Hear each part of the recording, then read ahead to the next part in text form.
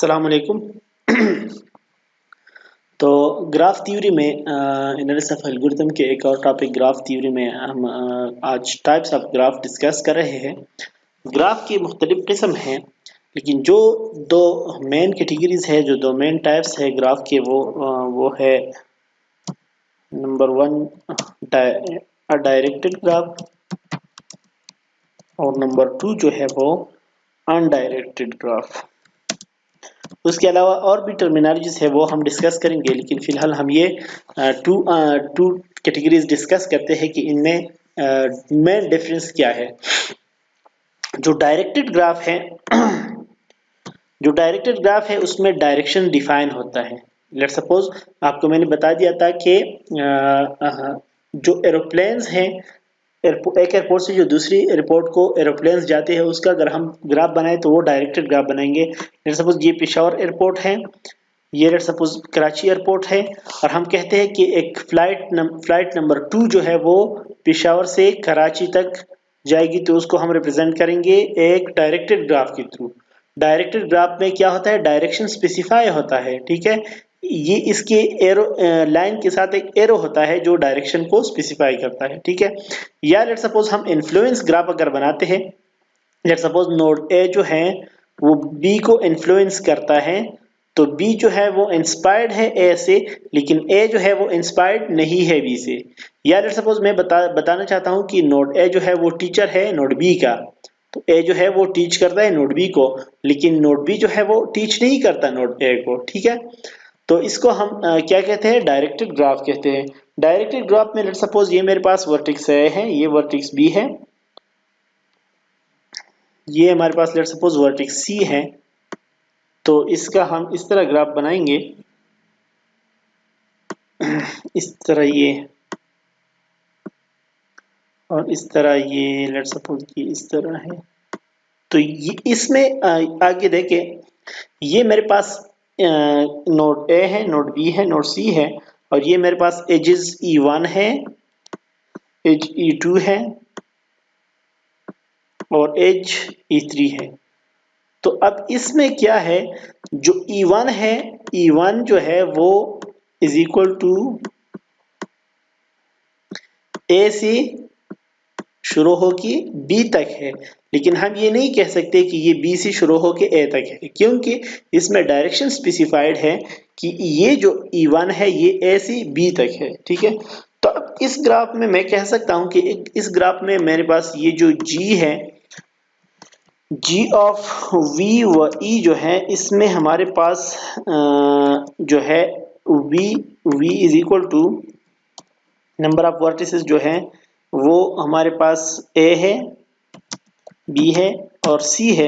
ये A B C मेरे पास number of या मेरे वर्टिसेस है, और जो E है इसमें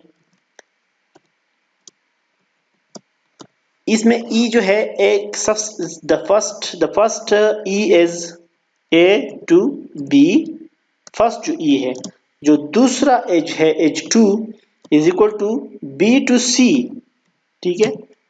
B टू C है लेकिन C टू B नहीं है, ठीक है।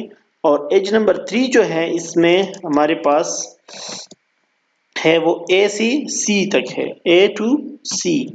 तो इसमें मेरे पास 3 एजेस है, एक एज जो है A से B तक है, ठीक है, एक एज जो है B से C तक है, और एक एज जो है A से C तक है, ठीक है।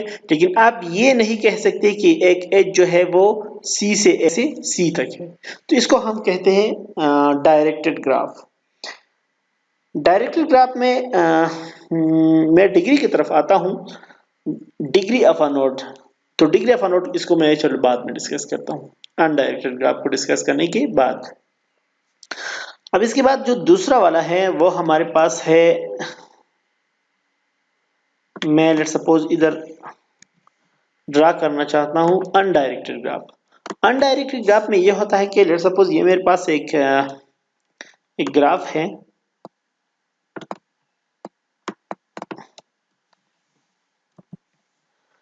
मेरे पास ये एक ग्राफ है, let suppose A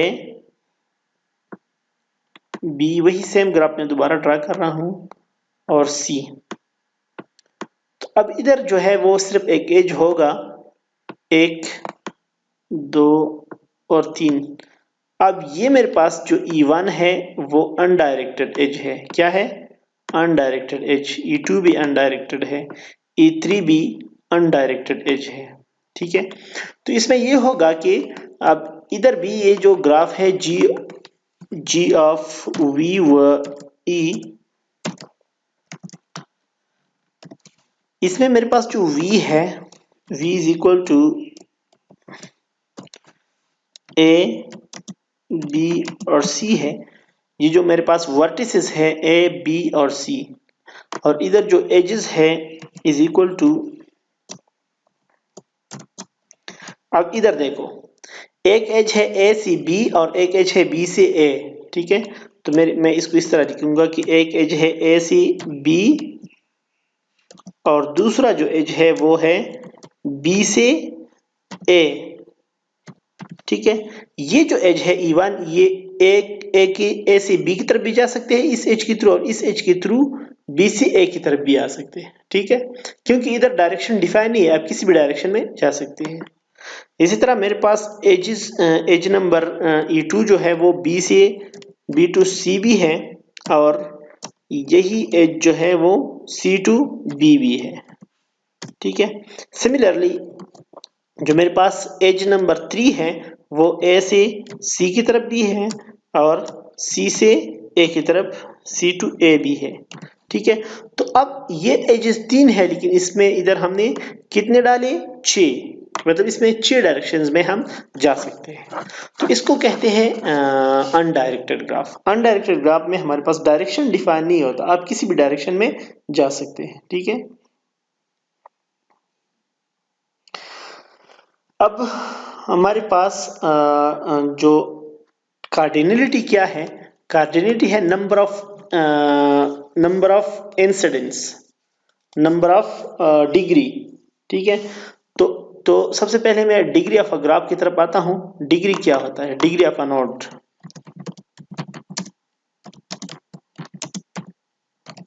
degree of a node होता है कि number of edges connected to a graph, connected to a node, number of edges connected to a node को हम डिग्री कहते हैं। अब देखिए, इसमें दो बातें हैं, एक होता है degree of a node of undirected graph, एक होता है degree of a node of directed graph. Undirected में क्या होता है कि इसमें ये नहीं होता कि डिग्री n है या डिग्री आउट, लेकिन जो एज कनेक्ट होगा एक ग्राफ से, जो एक नोड से, लेट्स सपोज इस नोड से कितने एजेस कनेक्टेड है? 1 2, तो इसकी डिग्री 2 हो गई। ठीक है, मैं इधर लिखता हूं 2। इस नोड के साथ कितने एजेस कनेक्टेड है? 1 2, तो इसकी डिग्री भी 2 है।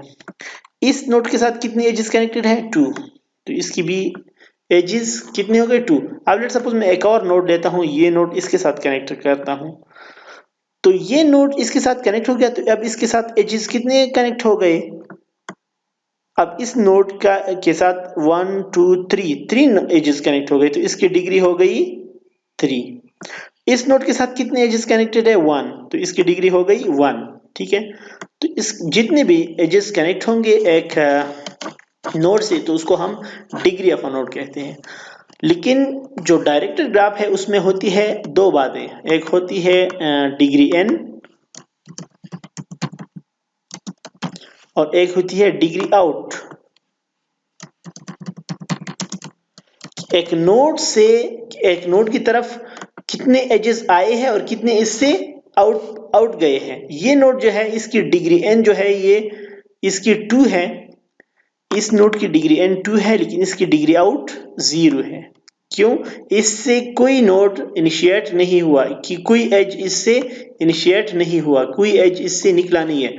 अब इस नोड की तरफ आ जाए, इस नोड पे एक एज जो है वो इससे इनिशिएट हुआ है, एक इस पे एंटर हुआ है, तो इसकी एन डिग्री भी 1 है और इसकी आउट डिग्री भी 1 है। इस तरह इस नोड की तरफ आ जाए, तो इस नोड पे कोई एज इसको एंटर नहीं हुआ, कोई एज इस पे एन नहीं हुआ, लेकिन दो एजेस इससे शुरू हुई है, तो इसकी एन डिग्री जो है वो 0 है और इसकी आउट डिग्री जो है वो 2 है, तो इसको हम कहते हैं डिग्री ऑफ अ ग्राफ। अच्छा, ये तो हो गई एजेस के बारे में।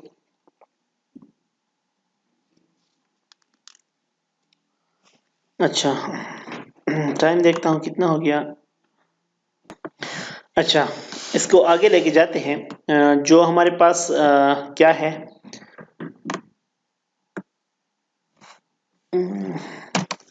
अब हम आते हैं लूप क्या होता है। लूप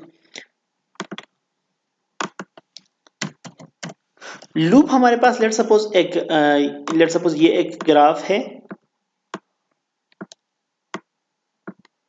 तो इसमें लूप क्या होता है, लूप ये होता है कि एक एज इस नोड से शुरू होके इस एज नोड पे खत्म हो जाए तो इसको हम लूप कहते हैं।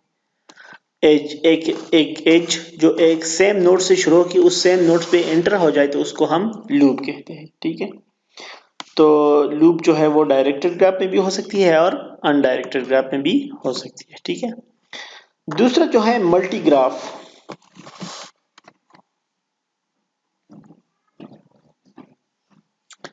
अगर हमारे पास लेट्स सपोज ये एक ग्राफ है,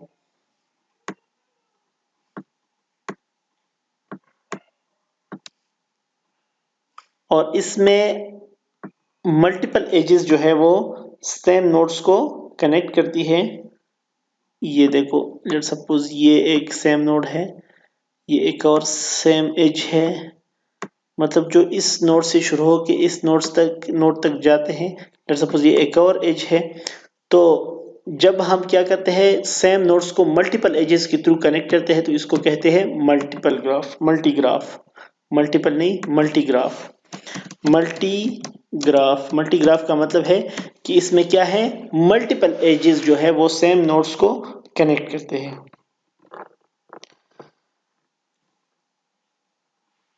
अब हमारे पास है pseudo graph, PSUDO pseudo graph से एक साथ लिखते हैं। ठीक है, तो सूडो ग्राफ हमारे पास ऐसा ग्राफ जिसमें मल्टीपल एजेस भी हो और लूप्स भी हो। एक ग्राफ है, एक ग्राफ पे मतलब मल्टीपल वो भी है, मल्टीपल एजेस भी है और लूप भी है, तो उस ग्राफ को हम सूडो ग्राफ कहते हैं। ठीक है, अगर इसमें लूप नहीं है तो उसको हम मल्टी ग्राफ कहते हैं, लेकिन उस पे मल्टी एजेस भी है और लूप भी है तो उस ग्राफ को फिर हम सूडो ग्राफ कहते हैं। सिंपल ग्राफ हमारे पास वो होता है जिसपे न मल्टी एजेस हो। सिंपल ग्राफ हमारे पास लेट सपोज ये एक ग्राफ है और इस ग्राफ पे न हमारे पास क्या है, न हमारे पास लूप्स है न मल्टीपल एजेस है, तो इस ग्राफ को हम सिंपल ग्राफ कहते हैं, सिंपल ग्राफ। ठीक है, अच्छा, लाइन ग्राफ क्या होता है, वो ग्राफ जिसमें सिर्फ दो नोड्स हो और उसको एक लाइन की शक्ल में कनेक्ट किया गया। ये लेट्स सपोज ये एक नोड है, ये दूसरा नोड है और इसको एक एज के थ्रू कनेक्ट कर दिया है, तो इस ग्राफ को हम लाइन ग्राफ कहते हैं। क्या कहते हैं इसको, लाइन ग्राफ। ये बहुत सिंपल है।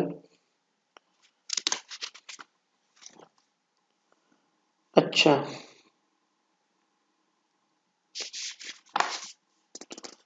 आइसोलेटेड वर्टेक्स क्या है, लेट सपोज ये हमारे पास एक ग्राफ है, ये इसको ले और इसमें लेट सपोज ये एक नोड जो एक इस ग्राफ के साथ एक वर्टेक्स ये है, ये इस ग्राफ का हिस्सा है लेकिन ये इसके साथ कनेक्ट नहीं है, तो इस नोड को हम आइसोलेटेड नोड कहते हैं। क्या, आइसोलेटेड नोड।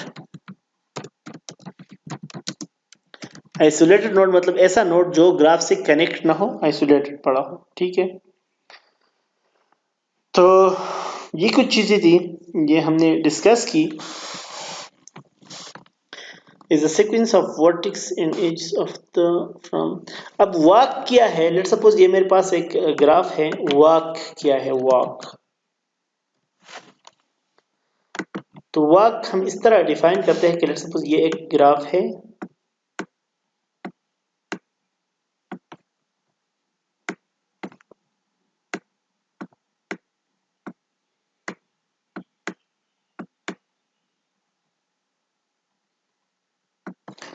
तो walk को हम इस तरह डिफाइन करते हैं कि what A walk is a sequence of vertices and edges of the form vi to vj or vi to vj or vi to, let suppose ये मेरे पास v1 है, ये v2 है, ये v3 है, ठीक है, ये v4 है और ये v5 है। तो इसमें वाक ये है, लेट सपोज मैं शुरू करता हूँ v5 से, v5 से मैं आता हूँ v1 की तरफ, v1 से v2 की तरफ, v2 से v3 की तरफ, v3 से v4 की तरफ, v4 से v5 v1 की तरफ, v1 से फिर v2 की तरफ। तो इसको मैं इस तरह रिप्रेजेंट करता हूँ v1 v5 e से h फिर v1, v5 से v1 की तरफ, v1 से फिर v2 की तरफ, v2 से v3 की तरफ, सॉरी v2 से v3 की तरफ, ये मैं वॉक कर रहा हूँ, एक नोड से दूसरी की तरफ जा रहा हूँ। v2 से v3 से फिर v4 की तरफ, v4 से फिर v1 की तरफ, v1 से लेट सपोज फिर मैं v2 की तरफ आया हूँ। तो इसमें मैंने क्या किया, ये v1 और v2 मैंने रिपीट कर दी, वॉक में रिपीट कर सकते हो, ठीक है। तो ये मेरा एक वॉक है, मैंने वॉक कितना किया, यहाँ से यहाँ आया, यहाँ से यहाँ, यहाँ से यहाँ, यहाँ से यहाँ, यहाँ से यहाँ, यहाँ से फिर यहाँ, ठीक है। तो मतलब इसमें कोई रिस्ट्रिक्शन नहीं है, आप किसी भी नोड को रिपीट कर सकते हो, किसी भी एज को रिपीट कर सकते हो, ठीक है। लेकिन आप क्या कर रहे हो, एक वॉक कर रहे हो। इसके मुकाबले में एक और है, उसको कहते हैं सर्किट। सर्किट में क्या होता है कि सर्किट जो है वो एक क्लोज लूप है। सर्किट हमारे इसके मुकाबले में जो सर्किट है वो एक क्लोज लूप है।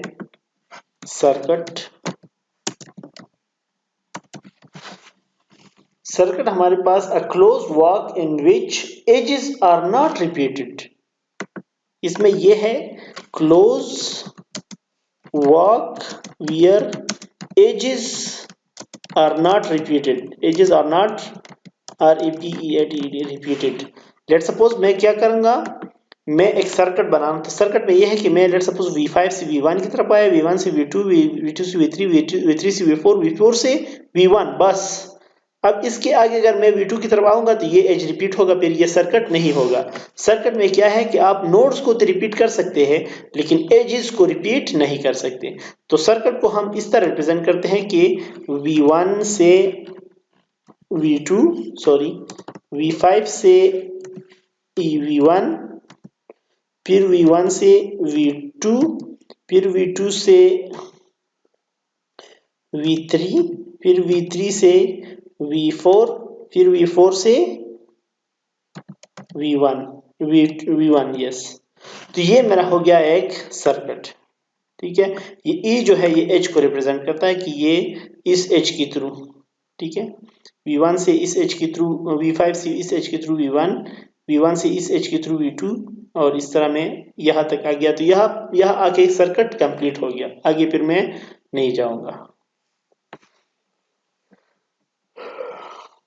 पाथ क्या है? A walk in which vertices and edges cannot be repeated. Path में हमारे पास, लेट्स सपोज मैं न्यू की तरफ आता हूँ। हम पाथ को कैसे डिफाइन करते हैं? पाथ, जैसे कि मैंने बताया कि वॉक में वर्टेक्स को भी रिपीट कर सकते हो, एज को भी रिपीट कर सकते हो। जो हमारे पास सर्किट है, सर्किट में पाथ वर्टेक्स को रिपीट नहीं कर सकते और वर्टेक्स को रिपीट कर सकते और एज को रिपीट नहीं कर सकते। इस तरह पाथ में neither vertex nor edge can be repeated. आप लेट्स सपोज ये मेरे पास एक ग्राफ है,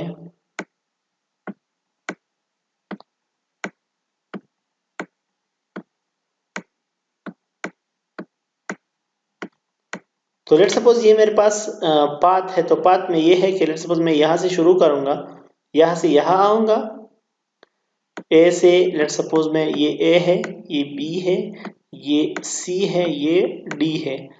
तो मैं क्या करूंगा, ए से आऊंगा ई की थ्रू बी की तरफ, बी से ई की थ्रू आऊंगा सी की तरफ और सी से ई की तरफ आऊंगा डी की तरफ, लेकिन डी से मैं आगे नहीं जाऊंगा क्योंकि डी से अगर मैं ए की तरफ आ जाऊंगा तो फिर तो ये वर्टेक्स रिपीट हो जाता है, फिर ये पाथ नहीं बन जाता। ठीक है, तो पाथ में ये है कि आप ना एज को रिपीट करेंगे ना वर्टेक्स को। अच्छा, पाथ ये भी हो सकता है ए से मैं आ गया बी की तरफ, तो ये एक पाथ हो सकता है।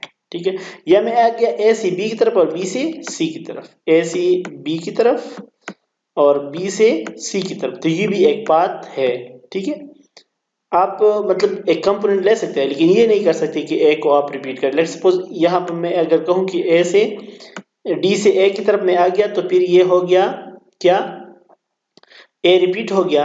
जब ए रिपीट हो जाए तो फिर ये पाथ नहीं बन जाता। तो ये कुछ चीजें। अच्छा, साइकिल क्या है? साइकिल तो आप लोगों को पता है, close path is called cycle. In cycle only initial and final vertex will be the same. Cycle में ये होगा कि जो इनिशियल वर्टेक्स है वो सेम होगा। ठीक है, लेट्स सपोज मैं इधर साइकिल डिफाइन करता हूँ। साइकिल ये भी हमारे पास क्लोज पाथ है। क्या है? Closed path, initial and final vertices will be same.